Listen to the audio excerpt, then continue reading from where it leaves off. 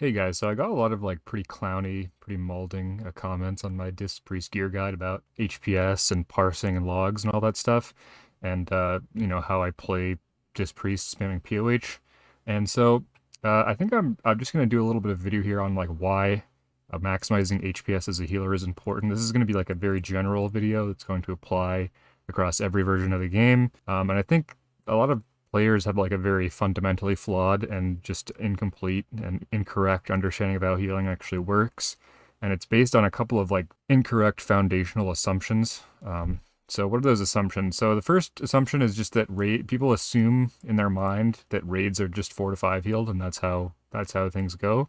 You have 4 or 5 healers, sometimes 6. This is just not a good way to think about the game. You need to be more fluid about healer counts, especially in classic.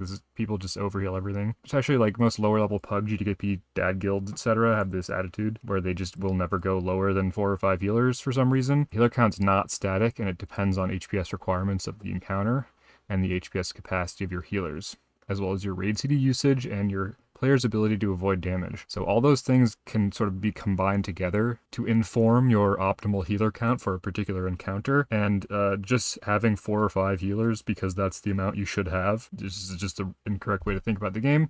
So this is fine if all you care about is killing bosses and getting loot. You don't care about like min-maxing or optimizing at all. But that's like the fun part of the game, in my opinion, is min-maxing and optimizing and like trying to do things faster, trying to increase your DPS, your HPS, all that stuff. It's just in my opinion a way more fun way to play the game.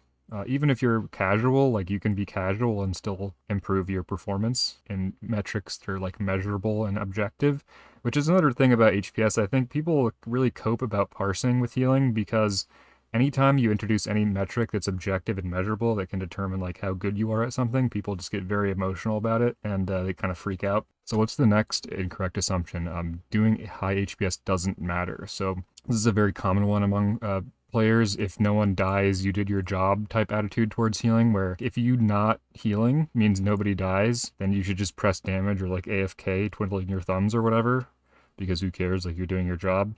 This is a very incorrect way of, again, thinking about the game. This only works in raids where the presupposition is, again, that you're just going to be having overhealing going on, that you're going to have way too many healers in the raid for the content. If you're actually being effective with your comp, you just won't be able to not do high HPS and still kill the content. What's the next presupposition is that healer damage like matters at all in Classic. Healer damage is absolutely terrible in Classic. It's cartoonishly awful.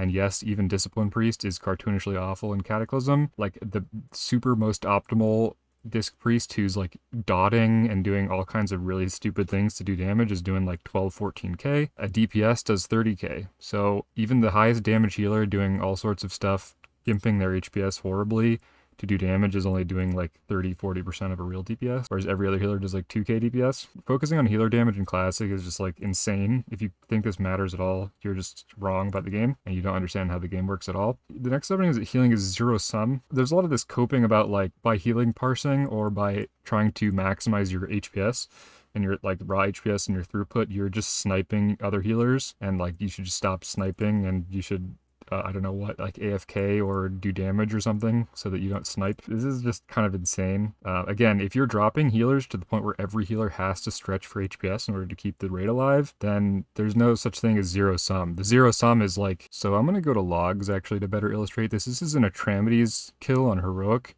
You can see here, this is like damage taken. This is the total amount of effective heal per second that each member in the raid has to take not to die, including absorbs. So you can see it's 52k. So this is the total amount of healing. This is the zero sum, right? This is like, oh, well, this is the amount that you have to be inside of to snipe. And let's look at healing. So this is the raw healing. One of our HPLs is doing 30k raw HPS. I'm doing 29k raw HPS. The other HPL is doing 26, and our Holy Priest is doing 22. And the tank is doing 10k. So effectively on this ER HPS, most of this stuff on the tank it's just 4k DPS, right? Because he's healing so much on himself.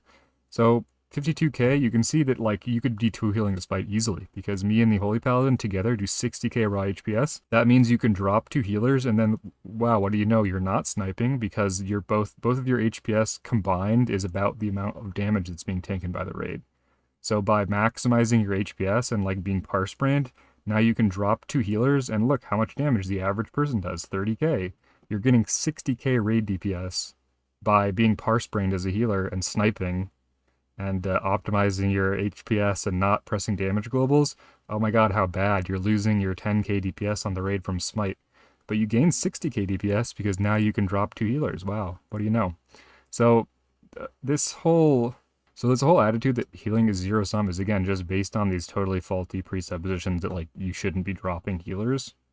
You should be dropping healers, and if you do drop healers, then healing stops being zero sum. Healing is actually a lot less cheesed in terms of parsing than DPS is, for the most part. So yeah, if you're playing the game where it feels like HPS is irrelevant, that just means you have way too high of a healer count and you should drop healers. What's the next thing that people say that's incorrect is that it's that all healer parses are just cheese and like damage taken and stuff. This is extremely small percentage of healing parsing. There are like raids where people are purposefully standing in fire to take more damage so that they can get healed. It's like very, very rarely happens. It's like top 0.01%. And even then, like nobody cares about healing parses, so nobody does this. Whereas like DPS parses, there's way, way, way more cheesing because people actually care about DPS parses. And there's like some status assigned with having high DPS parses, so people cheese them a lot more. So if you look at like the top rank 1 parses on like almost every fight where it's possible, they're all cheesed. So this whole argument is just kind of silly. What's the next thing that I think messes up healing is just like this idea of strict role assignments. This is like very common in Classic. I think a lot of bad raid leaders and GMs and stuff, they have this very weird like hardline attitude towards healer roles where like if they assign you to a particular job of like you heal this tank and you heal this tank and you are a raid healer and you're gonna heal group 1 and you're gonna heal group, and they see your success and failure just codified by like if that tank you're assigned to dies, you failed, and if they didn't die, you succeeded. This is just, and again, an incorrect way of viewing healing. You should be doing your role insofar as you can, and then outside of that, you should also be doing other things if you have extra globals and extra mana. And if every healer in the raid is doing that, then you can drop healers, and you don't need 6 healers assigned to 6 different things, because 3 healers can do 2 things each. Especially in Kata where every spec can do everything. Like in vanilla or like TBC or whatever, where they're actually like good tank healers and bad tank healers and good raid healers and bad raid healers, like that's more true. But in Kata, every healer can do every role. And ironically enough, assignments, when they're used properly, actually help you maximize HPS because they help you not overlap on heals with other people. So the point of assignments in general is to maximize your HPS effective on the raid. So what's the moral of the story? The moral of the story is just drop healers. For whatever reason, most groups just, they don't have it in their mind to drop healers. If you look at like every top guild, every speedrunning guild, every guild that's speed clearing or trying to parse aggressively, they will aggressively drop healers, and the healers they do have are blasting as much HPS as they possibly can. And the reason for that is that dropping a healer gives you infinite more damage than having a healer like do smite. Like, that's just the most insane way of thinking about the game you could possibly imagine. The only way that works is like if you actually need like half of a healer on a fight, which is very rare. And if you do need half of a healer on a fight, then maybe you're justified. You know, if you can 1.5 heal something, you can take like an HPal and a Disc Priest and have the Disc Priest smite half the time or whatever. But like that's such a rare circumstance that it's like not even really worth thinking about, to be honest. Healing, like real life medicine, is about minimum effective dose. And a lot of people think about minimum effective dose as just like, well, there's 6 healers in the raid, so that means that each of the 6 healers should just do the minimum amount of HPS to keep the raid alive. This is the wrong way of thinking about it. You want minimum effective dose of healers in the raid, and each of those healers in the raid should be doing as much as they possibly can to maximize their HPS. So you want the minimum amount of healers capable of healing X amount of raid damage, not the minimum amount of HPS from a predetermined too high amount of healers to heal X amount of raid damage. What's the next thing to think about here is that most healers are bad. Because we exist in this fallen state, created by the fact that like nobody understands how healing works pretty much in the entire community, except the people at the top level who are there because they understand these things. We exist in this like perverse incentive world where every group that's below like the top 0.1% just dramatically overheals everything. And because of that, you don't have to learn as a healer how to actually do high HPS. So like most healers just can't actually pump high HPS. They never learn how to do it. and nobody tells them they should be doing it, so they just don't get better.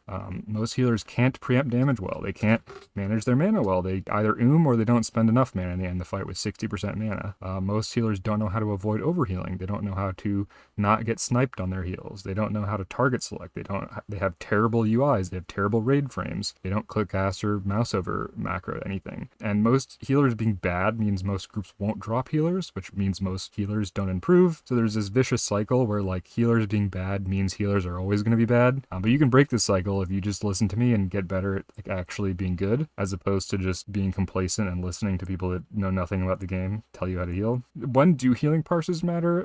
They sort of always matter as a metric of your objective capacity to pump. So you should always be looking at your raw HPS and trying to get it higher with the same amount of gear, because that's just a very, very useful objective metric of like how much your capacity is to pump. When you aren't overhealing, like if you're in a raid where there's 6 healers and there only needs to be 3, your actual like percentage parse is not really that important. It doesn't really matter that much. It just means it is kind of irrelevant. Your raw HPS number is still relevant, but it's really relevant in terms of like a metric to use for your personal improvement at the game. So they're also only relative in reference to others when the fights aren't cheesable. So if you look at something like Nefarian, where it very much depends how many MCs you get, how much you heal, you shouldn't really be looking at your like percentile parse. But again, you can look at your HPS, and that's always a valuable metric. So there it is. There's my spiel about parsing and HPS. If you're in one of these raids that always 6 heals, again, like how you play in that scenario really doesn't matter. You could fucking gem strength. You could not even enchant your gear. You could show up and only press heal. If you actually want to improve and have more fun as a healer, what I would recommend you do is just get better at pumping. Try to maximize your HPS output, and then either advocate in your guild with your raid leader, your GM, to drop healers aggressively based on,